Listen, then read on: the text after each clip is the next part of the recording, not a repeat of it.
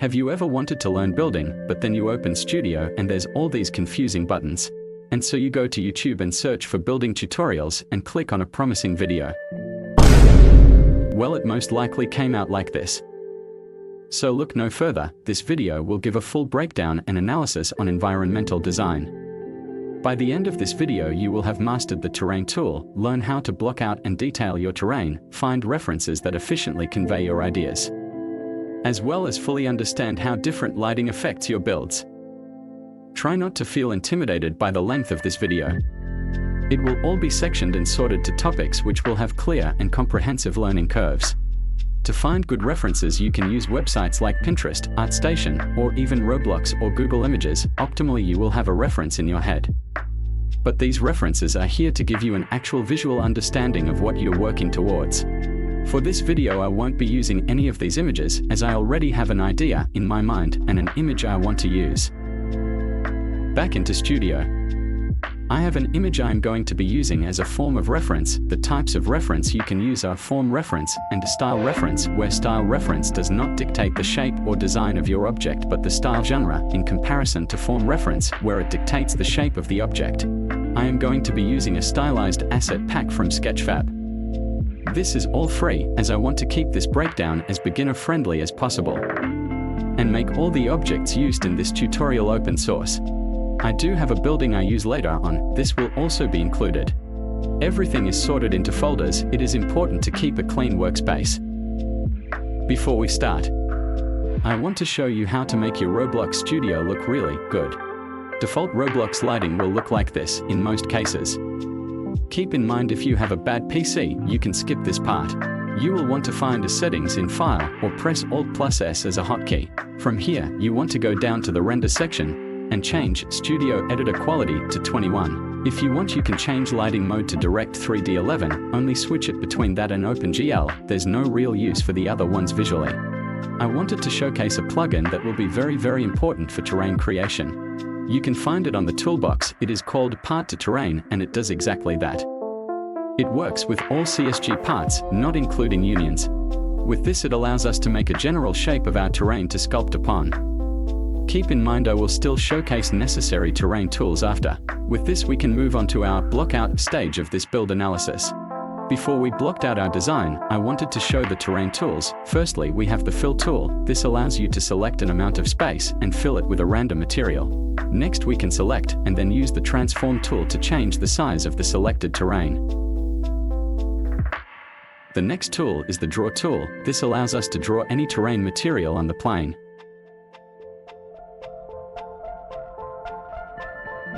We can set the brush mode to subtract to remove terrain using the draw tool. Moving on to sculpt, this allows us to sculpt the terrain vertices. It will extrude based on the brush shape you have selected. We can also change the size, as well as subtract. The smooth tool won't do much in this case, so we need to add more terrain or else it'll just destroy it. The smooth tool eases the transition between two terrain surfaces. Here it fills in the gaps. The next tool is the paint tool. This simply allows us to paint onto other terrain with other materials with different brush sizes and shapes. The flatten tool allows us to flatten terrain with 3 variables. Here I am using the flatten top and bottom. This will just flatten everything to this surface height. Next we can use the flatten top tool. This will only flatten everything above the brush. The next one is the flatten bottom. This will bring everything below it up to the brush height. We'll be looking at the snapping plane next. This isn't an individual tool, but it's a property in the draw tool. The snapping plane allows you to draw on different angles which are angled based on the brush orientation, which just means the rotation of the selection, unless you have it set to manual, which lets you rotate it yourself. As you can see here, I can rotate the grid. This will change the snapping. Let's write something. Hello there. Goodbye. Now let's move on to blocking out our terrain.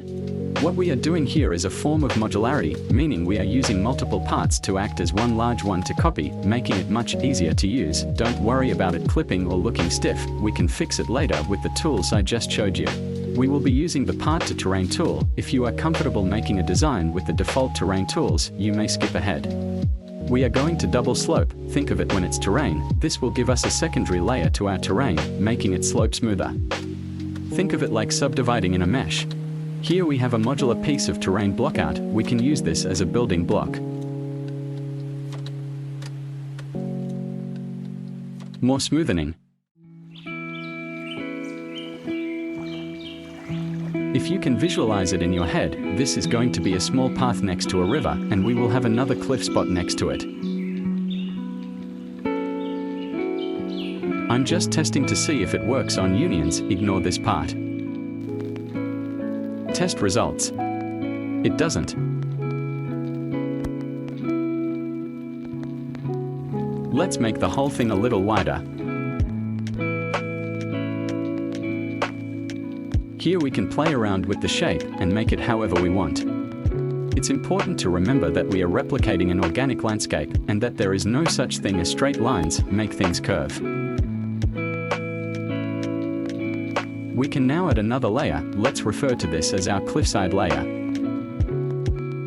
This will just be a steep wedge which will serve as a barrier facade of our scene. It's important to have facades in environmental art as they make the world feel much more full than the scene you are present in. And later on we can add distant items in the background which make it feel like there is a world outside of the small area we are making. A very important note is that you don't want to be able to see the outside world. I don't follow this rule for this scene as I don't fully complete it in terms of an entrance or anything. But keep that in mind.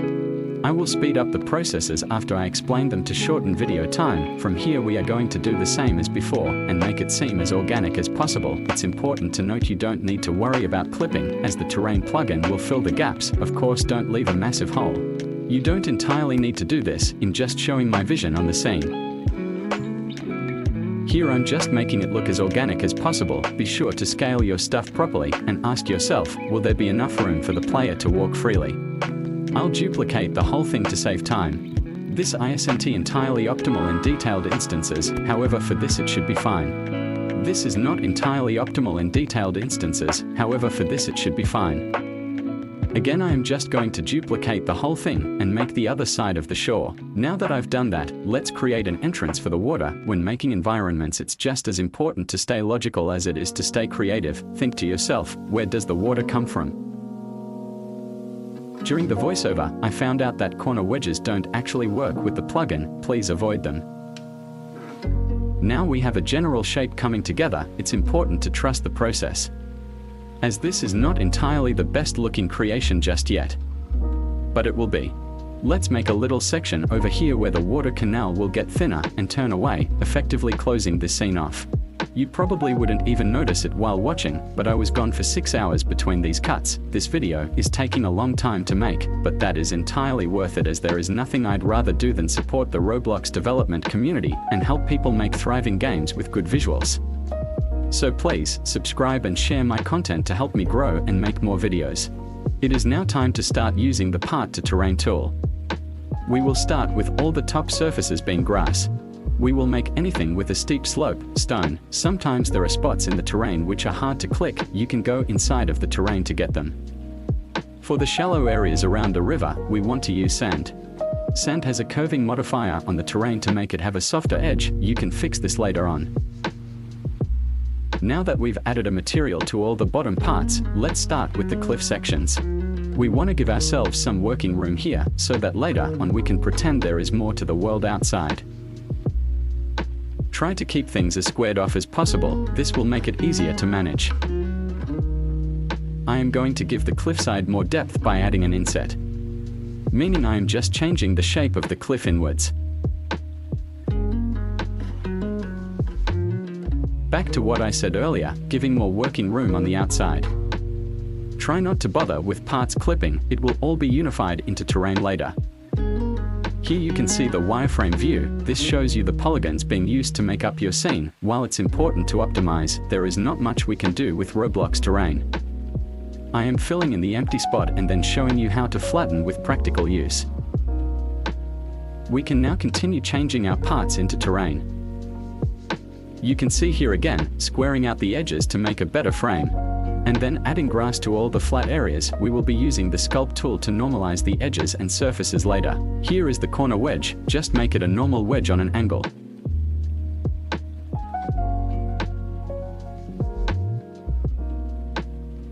Now, we have turned our blockout into terrain, let's move on to the detailing stage. We will be using a process I call normalization. It is where we turn straight or arrayed objects or surfaces into a more organic and smooth outcome. To do this, we will be using the sculpt tool. This has no real tips or tricks to be better at sculpting terrain. It really just depends on your experience and practice, so please use this as a chance to use it and experiment until you can do it well.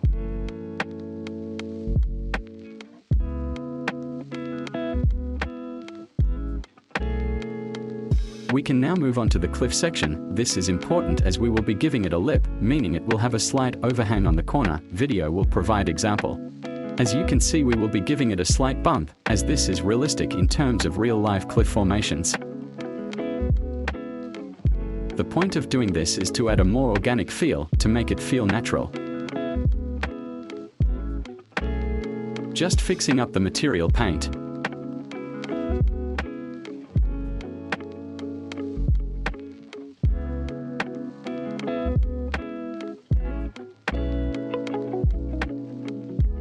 We can now move on to the sand. It is important to note that we want to give this a wavier look, as sand gets formed that way through wave erosion.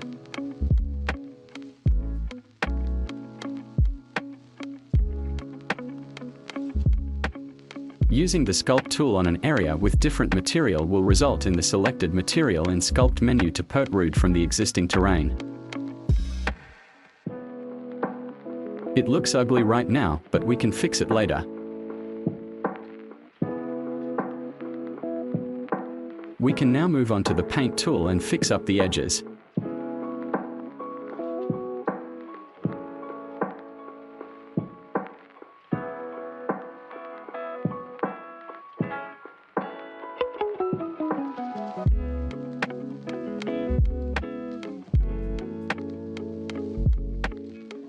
Here you can see Roblox terrain LOD working in place. LOD stands for level of detail, meaning the further away you are from something, the level of detail changes, in this case the amount of polygons in the terrain. Let's continue sculpting the edges.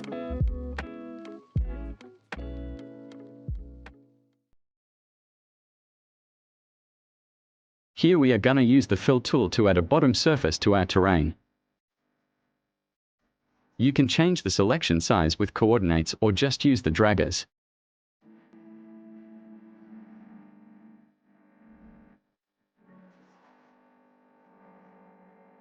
This part ended up crashing, but I ended up using the part to terrain for the water. You can see the scene taking form, but something's just not quite right yet. I am going to add an indent for stairs here, however later on I cover over them. It looks like it got dropped as a baby. Let's give it a different approach.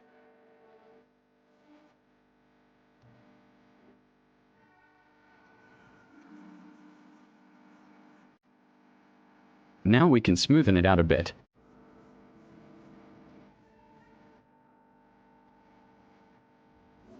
Now that we've added that, let's move on to texture painting. I'm going to be adding a pathway. You might be wondering why I have custom terrain materials, but it's fairly easy. If you watched my PBR textures tutorial, you know how to import, but to get it assigned to your terrain you need to set the base material and the material variant to a terrain material, like dirt, and then in material service you want to change it in the drop-down menu. Painting paths can feel tricky at first, but practice will make it come to life.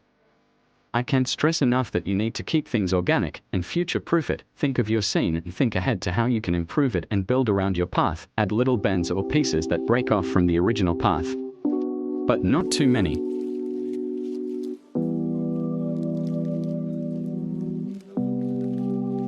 We can now continue with the sculpting process. As you can see, everything here is far too flat. We don't want flat. Just remember, we can use the smooth tool to fix it up lots later. There's really no trick, so to save time on this video I may skip some parts after I explain them. It is important to remember that you should always look at how things will be seen from a lower angle, such as when you are playing, as this is the composition in which the viewer will be seeing the map. We can now begin buffing out the edges, making them look more natural and have a unique shape to them. You can use real-life examples of cliff faces to help assist yourself in making these realistic.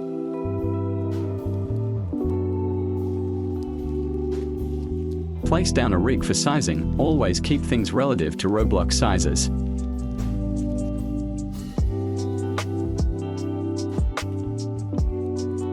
We can now begin fixing up our outside terrain. We don't have to do too much as you literally cannot see outside of here, but try to keep in mind for the things you can see. We want to lightly go over the terrain to give it some depth.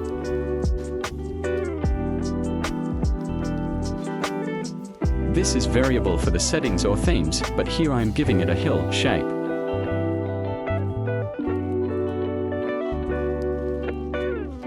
The reasoning behind this is that it allows for the cliffs to oversee the map.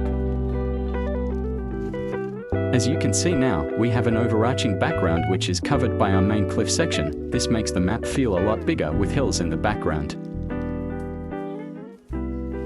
Do the same for the rest of your terrain.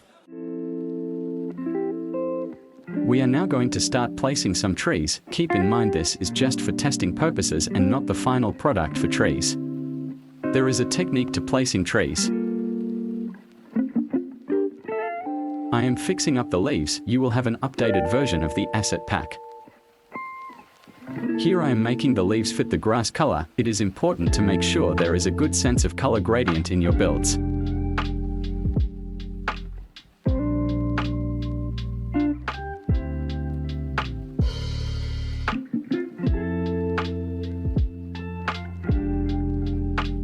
All the leaves have been fixed and colored properly.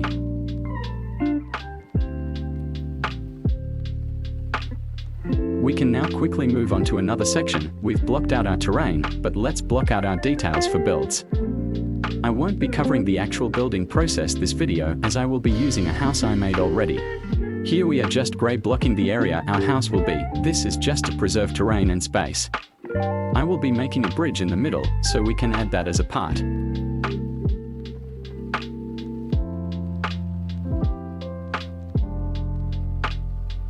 Sometimes rotation takes some trial and error, but it's important to stay patient and trust the process.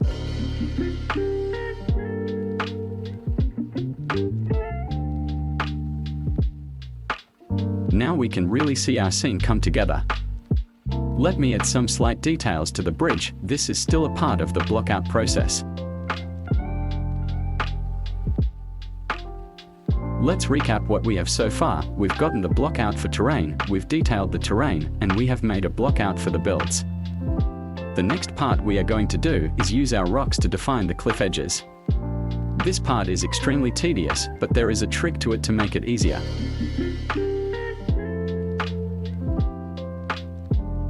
You want to scale them up a bit, as you don't want lots of mini rocks to make up your main cliff face.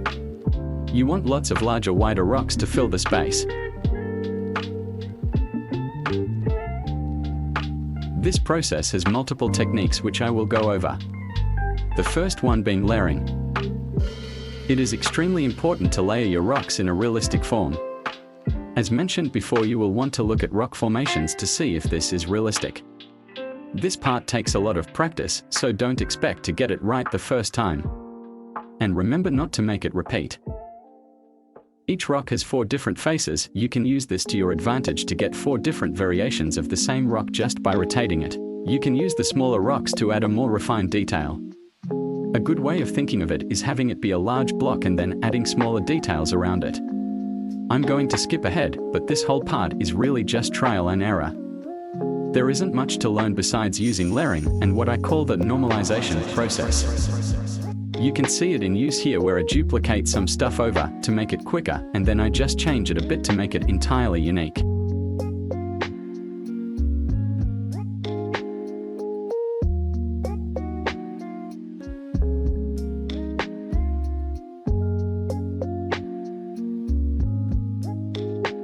It is important not to make anything repeat in close succession. Duplicating things to move them further away or duplicating a large array of objects can be acceptable. As you can see, 3 duplicate rocks look really abnormal. Let's just normalize them to fix that.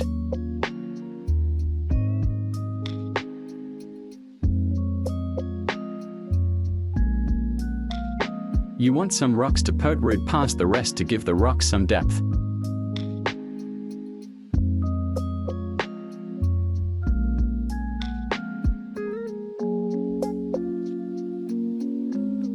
Here, we have given the wall some depth. Keep in mind we are not done just yet.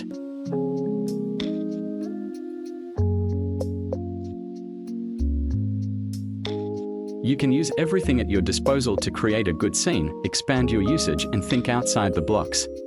Here I have finished the first part of the wall. Let me skip ahead as the rest is just the same. Don't think I forgot this gap. What I'll be discussing is layering and how to properly layer your rocks. You want to have your rock form gradient, meaning flow and transition well to the bottom surface. We can do this by adding some flatter, stubbier rocks which act as a flowing point. We don't want it to be parallel with the rock above it, we want it to be slightly off from the rock. This allows us to make it more organic and less repeated and straight-edged. Around heavier cliff sides the rocks may get bigger. Try not to be scared or afraid of making things larger. The further away they are from the scene the less it matters. Try to remember to layer these rocks too. You can even add terrain on the tops of them to give the illusion of grass overlaying the top. Here I have put rocks around the whole outer rim, and it kind of fits, but it's missing something still. We can use our rocks to give the shoreline a similar cliff rock formation, though smaller, to add shape. This whole process is pretty much the same as the cliffs above, just layer them properly and it should fit well.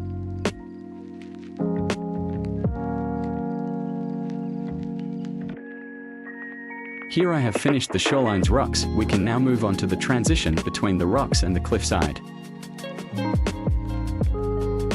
You want the rocks to gradually get bigger as they get closer to the cliff, like I have over on the other side.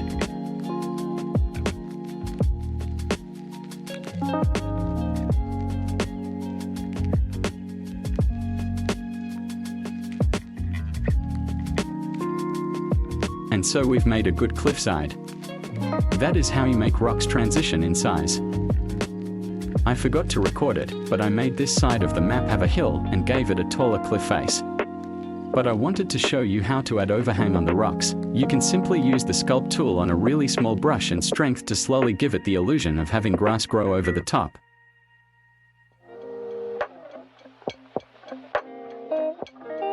Here we can see it looks a lot better than if it didn't have grass. This whole part is optional, use it if you want.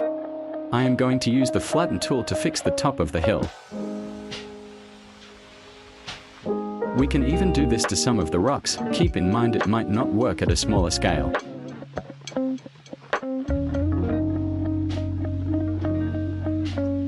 Here I have added it to all the applicable surfaces. Let's add some stones into the water. We want to create smaller stone formations to work as a modular model.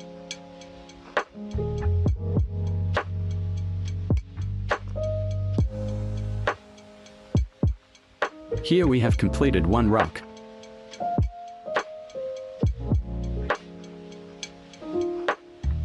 We can reuse this design and shape and slightly change it.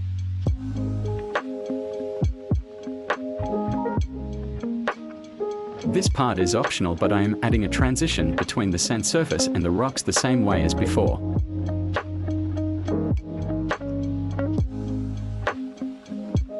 We are done with the rocks in the water, but they look like they are missing something. Open Toolbox and search water particles and click on this one. Good God, I can't type.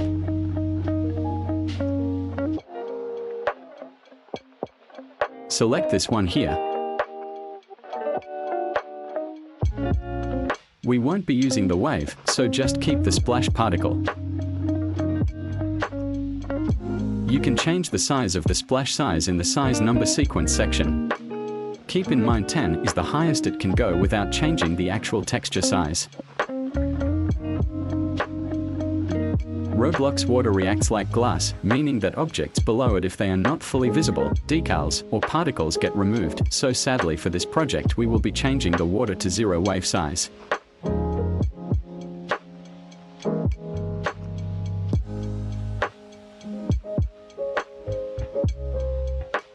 We can use the splash particle to surround the rocks. You can add this any way you feel fit, don't overdo it. We can place them around the map and have a scene like this.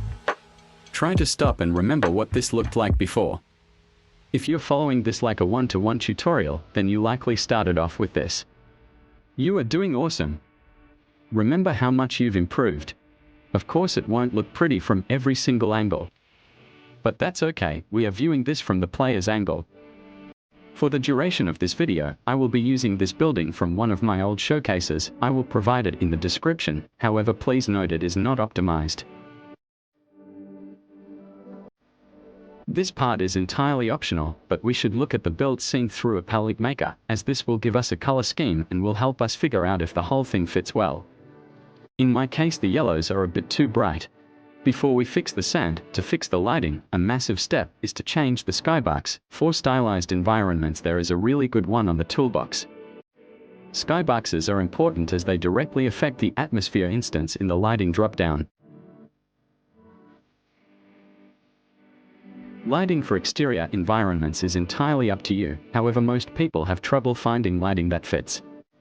Well, for scenes like this, where there is lots of greens, instead of making the atmosphere color green, we actually want to make it more of a bluey-green color to give us a mix between the water, sky and the grass. The gaze properties allow us to change how much the atmosphere affects our scene, not like density which changes how close it is to the camera. We don't want it to be overbearing, but we also don't want it to be too shallow. This is a good mix of blue. This can be translated into other scenes and lighting properties. Make sure it complements your colors and doesn't overbear it or oversaturate your colors.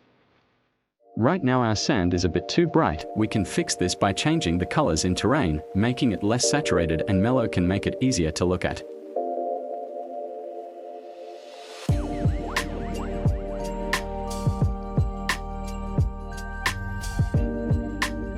I'm going to assume you're doing great so far. Good job. We can now go and get the fence assets from over here. You will want to start placing them around the pathway, however don't overdo it. Keep gaps and use variations. There isn't much to talk about here, so sit back and relax, or skip ahead to the next time mark.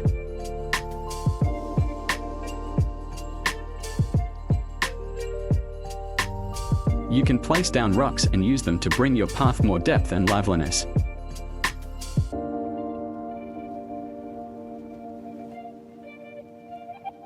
Here is another example of adding details. This is at its purest form: attention to detail. Make your scene make sense and have actual physical properties.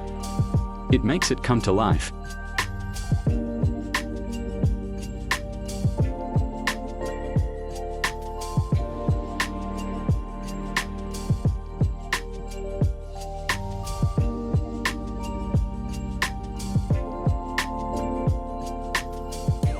We can split off the path here to create an intersection. This allows for an opportunity to add a detail space, a spot that is visually appealing and easy to detail because of its shape. Corners are typically one of the safest options to detail. You can kind of see the scene coming together. We can now go ahead and grab our trees and place them down. As I mentioned earlier, there is really no such thing as a magic technique that makes it easier. Just be sure to rescale them so they are not all the same size. Don't be afraid to make things smaller, and you can even use the leaves attached to the trees as little bushes. Some tips for placing trees are to place bushes around smaller rocks to give it a bushier look. And for trees, try not to overcrowd. They will cover the natural light sources and make it look bad. And you also want to try and place trees on the outer side of the map to make it look like a world exists outside of this little crevice.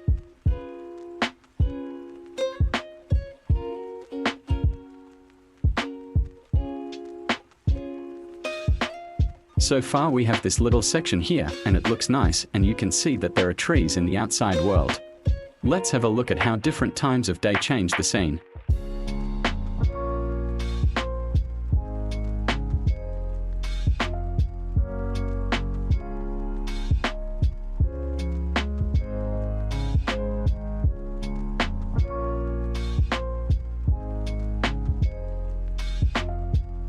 I'm going to keep it 12 for neutral lighting, however experiment with what fits for you. You want to bunch your trees up realistically to make them look real, but also not overcrowd them. It takes some trial and error. This video took 6 hours to record. And all of this is 4 hours of content cut into 40-ish minutes, so if you made it this far, please subscribe.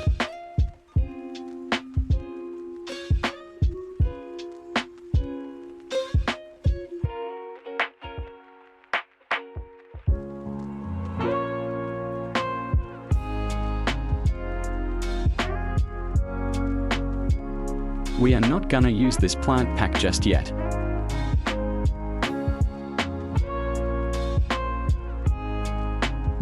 We can simply clutter up the other side with some rocks and bushes. We are really getting there now. But let's just recap what we've learnt so far. We started this video off with a simple blockout. We went over the terrain tool, detailed our terrain, and learnt about placing rocks down efficiently. This effect here is called parallax. It is where items nearby move faster than items further away when moving. If you are watching this while driving, you can look outside the window closest to you, and the trees will flash past, compared to the other side where they just go by slower. This cliff area still seems pretty empty. Let's fix that. While it may look like I'm just placing trees down mindlessly, I am doing that. However, there is a set of rules you should try and follow. Try to rescale a tree if it's right next to another, or rotate it 90 degrees or more. This will give the tree a form of individuality and make it seem less repeated. You want to mix in different shapes and sizes, like these smaller trees.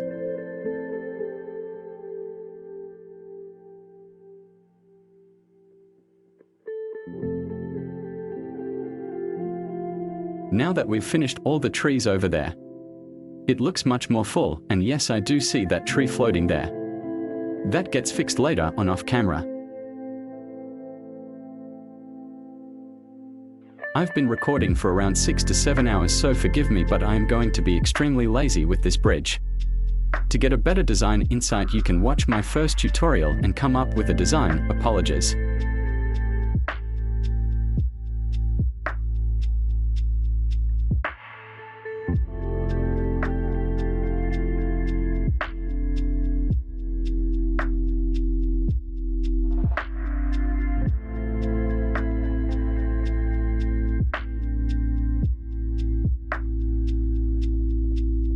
I'm realizing that the bridge is extremely prominent compared to the design of the map, but let's ignore it for now and move on to adding smaller plants around. These plants can be placed anywhere, but for the sake of this video's view retention, I will only be placing it around the first pathway. You should be placing these in places that need color, or around rocks and other plants.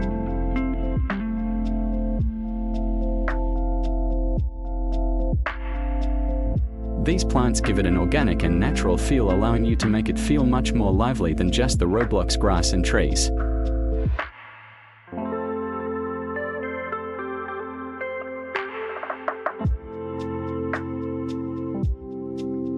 A big part of environmental design is simply what the player will see, so for games you can add background music which fill in mental blanks, like bird sounds, wind, or even use a script to move the plants around. But in a factor of optimization that won't be very good. For real game purposes, you might want to tone down on the plant usage, as they aren't insanely high topo.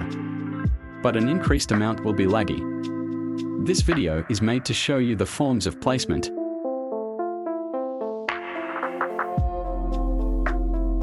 Let's take a look at what we made. It is important to note, I beyond urge you to attempt making your own assets, experiment with your own design, and step out of your comfort zone. That is the true key to being better at building.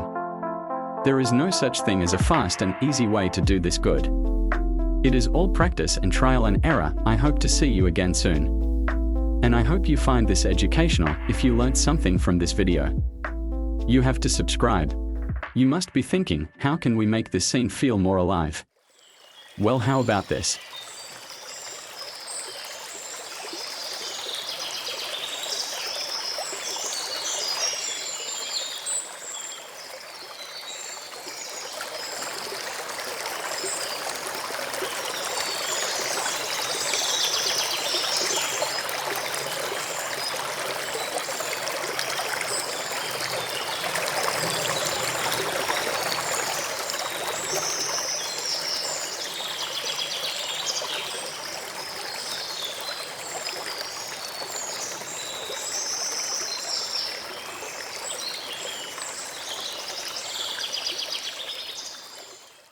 Thank you for watching. If you learnt something, please like and subscribe.